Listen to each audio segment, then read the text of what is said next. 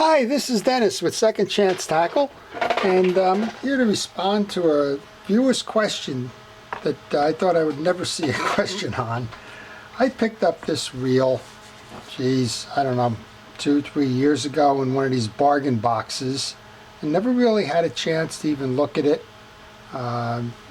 First of all, somebody had just completely sawed off the top end of the pole here. And this reel is mounted to the pole. It was kind of a specialty reel that was mounted into the pole. I saw Daiwa used to do that. This reel is the True Temper 63L, and it's actually it's a professional, which, how do you like that? Made and patented in the US. And they had asked me how the drag system on this works. So before we even go to the drag system, how does this reel even work? If you remove this screw, you can remove the press down button, which is going to release. This is a spin cast kind of a reel, heavy duty, but that'll release, and then you can, when you let go of it, you can go crank the reel back in. And kind of a hybrid model at the time, but a beautifully designed reel nonetheless. I just haven't had a chance to take it apart and do a video on it. I don't even know if there's that many people that are out there. I guess they've become somewhat of a collector's item because of the rarity and the nature of the reel, but as I mentioned, I got it with a box of other things, and it's one of those things called good intentions. It's there, but right now it's not going anywhere. So let's show you an answer to that question. First of all, we can remove this little bezel. I don't remember quite which way to tighten. There we go. And you remove that bezel, and you can see it's pretty much a traditional spin cast kind of a reel. You have the line underneath, you have the one little guide here that's going to spin that. As you turn your reel, you'll notice that the inside of the reel is kind of coming up and down to gather that line. And then we have a top end here. This is the drag, and it can be, actually, if you read it, usually, yep, here you go. It indicates that if you want more drag, you turn the drag to the left side.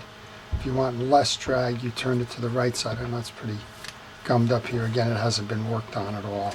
It's just one of those curious pieces that just hangs around in my shop. I guess literally it's hanging around in my shop these days. All right, so if you turn it counterclockwise, you're going to get more. Let's turn it less so I can show you the drag assembly itself. And I believe if I turn enough, it's going to come off. Yeah, there you go. All right, so you have a series of drag washers inside this nut cap that kind of looks like an electrician's connector. That's got the screw in it. And there's a series of drag washers in here. And I've never taken this apart, and it doesn't look like it can be taken apart. It looks like they're pressed in. There's a series of little studs coming out here that's holding that last drag washer. But if you look inside there, you can see 1 or 2 drag washers and a spring in addition to the cap mount. So this is the drag system. Again, I would suspect if you wanted to replace the drag washers, you have to replace the whole nut. Again, I'm going to apologize. I'm just not that familiar with this reel. But in answer to our viewer's question then, you want to take the, if you take this off, you're going to see whether you have drag washers in there or not first, I guess. The 2 prongs on the outside are going to go into the prongs here. And then once you seat that into the prongs, just tighten down. And eventually, those drag washers are going to press on this and hold your spool connector, and that should give you the drag that is designed for this reel. And I assume that by pressing down, if you're watching the gap here, that's going to eventually close to the point where you can't tighten it any longer. And I have no back drag on that at all. Let's loosen it up then. And I do have back drag. So these things are working the way they should on this reel. Again, turning it in a counterclockwise motion is going to tighten this to the extent that it can be tightened.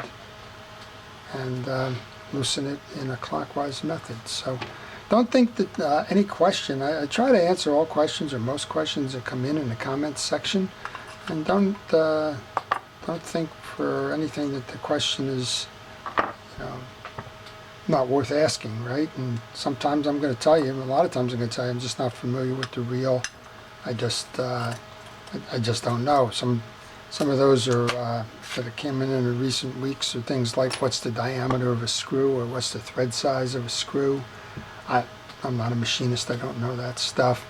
Can a drag button from one reel work on a different version of that reel? Sometimes I can go to my shop and I can do some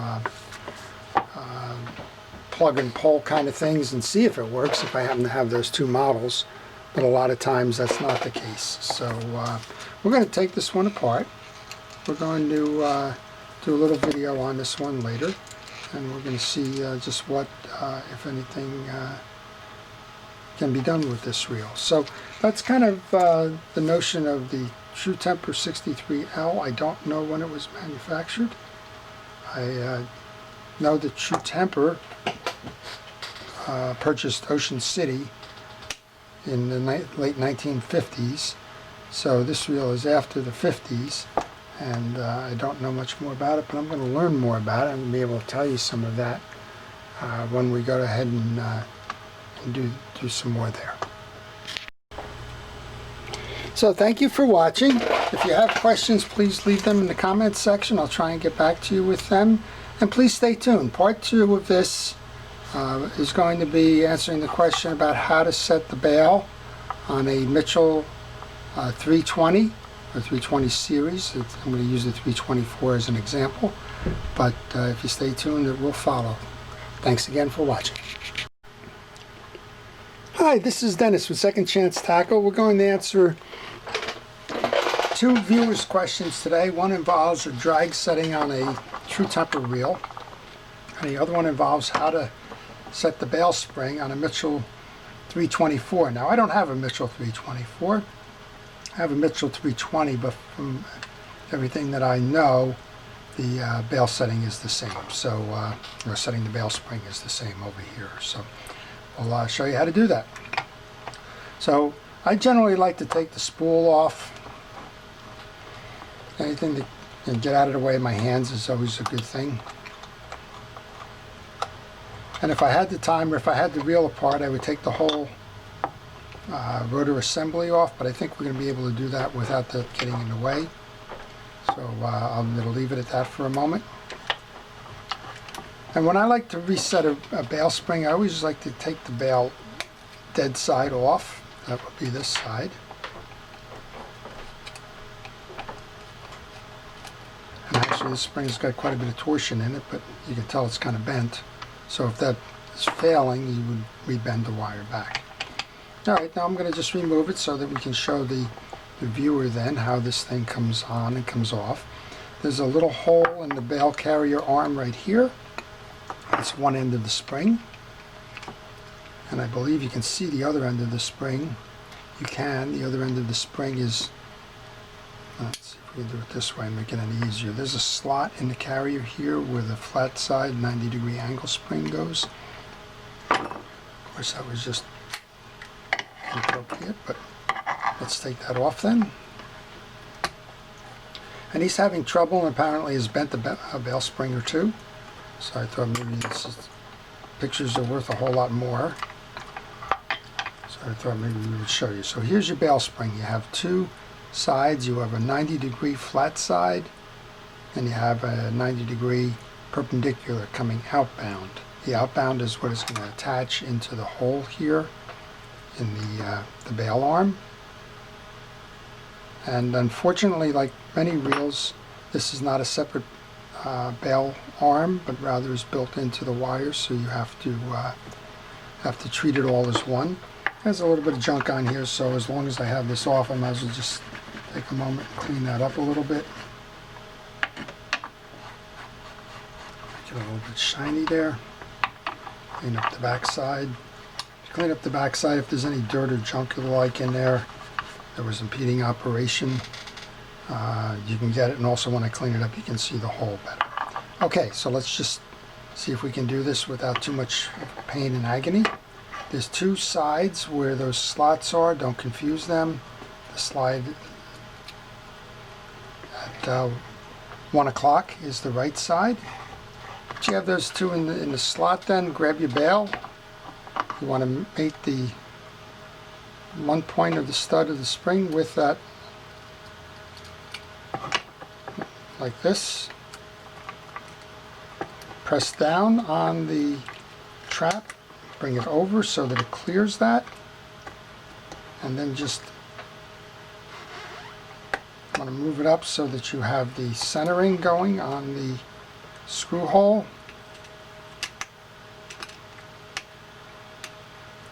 And then you should be able to start to screw. Sometimes you feel like you need a third hand to do this, but I always wonder how they do it in the factory. I'm thinking that maybe they put the bail spring on before they put the trip mechanism in. Tighten that down. Make sure that you have the play. Bring it over so that it trips. So I'm going to do that one more time just because I'm trying to help somebody. So let's take this off. We took the other side off, the dead end off. Pull the screw. Pull the spring. We have a right angle that goes in the 1 o'clock position of the carrier. We have the perpendicular side which goes into this. We want to grab that spring hole. Make sure that we have it in the carrier. Keep it flat, push down on that little trap.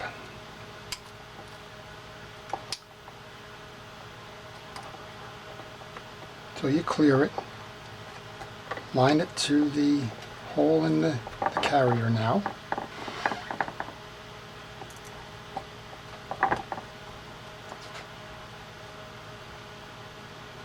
Balance it while you try and put that wrong screw. That screw started.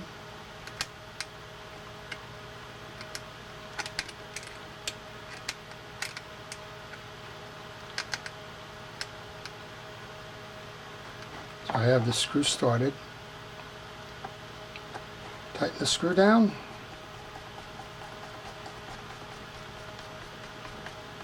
Bring it forward, make sure it trips. And I guess just because I'm not real good at taping things, I'm going to do one more time just to show.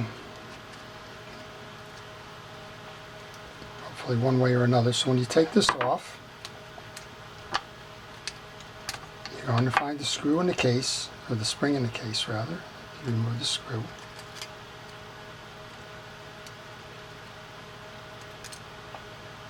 Flat side at 1 o'clock. Stick side out.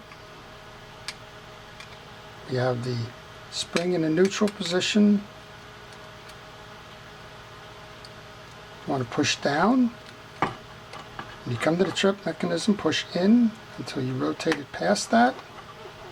Then push up. You center the hole in the carrier. Get your screw started. That's probably the hardest part of all of this. It's kind of doing it blindly. You're trying to keep tension on. There you go. Tighten that down. Once you tighten down, make sure you still have the tension and that you can trip it. So sometimes it's easier than it looks, sometimes it's not. The other side.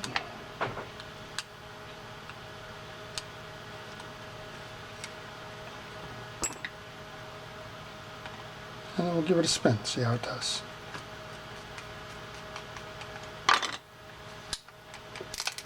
There we go. And that's what our review is trying to do.